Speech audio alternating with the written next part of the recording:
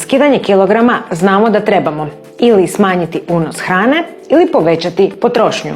Kad govorimo o potrošnji kalorija, trebamo znati ove stvari. Naša ukupna dnevna potrošnja kalorija sastoji se od bazalnog metabolizma. Bazalni metabolizam je minimum potrebne energije koja nam je potrebna za dnevno održavanje tjelesnih funkcija, dok osoba ništa ne radi, spava ili potpuno miruje. TEF, Thermic Effect of Food ili termički efekt hrane. TEF označava količinu energije koje tvoje tijelo koristi za probavu hrane. Exercise activity, odnosno potrošnja energije na treningu. I četvrto, NEAT, Non-Exercise Activity Thermogenesis, odnosno potrošnja energije kroz aktivnost koja nisu ciljani trening. Postoci prikazani na grafu su prosjek. Udio svake od ove 4 stavke u dnevnoj potrošnji energije mogu varirati i ovisit će najviše o našem načinu života.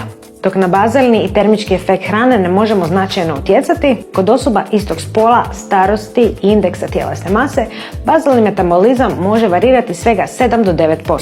Ok, povećanjem mišićne mase možemo donekle povećati i bazalni metabolizam, ali ne toliko značajno, jer kilogram mišićnog tkiva u mirovanju dnevno troši 13 kalorija. Više mišića generalno povlači za sobom i veću snagu, a to nam omogućava da potrošimo više kalorija na samom treningu. Kao što vidimo, potrošnju možemo povećati i na treningu, ali najveću promjenu možemo napraviti kroz zadnju stavku, NEAT. Kod iznimno neaktivnih osoba udio NEAT-a u ukupnoj dnevnoj potrošnji može iznositi svega 6 do 10%, dok kod izuzetno aktivnih osoba NEAT može iznositi čak do 50% od ukupne dnevne potrošnje energije.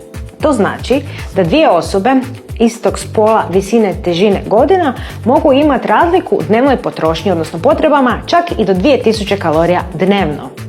Da, to su vam one osobe koje puno jedu, a nikako da se odebljaju.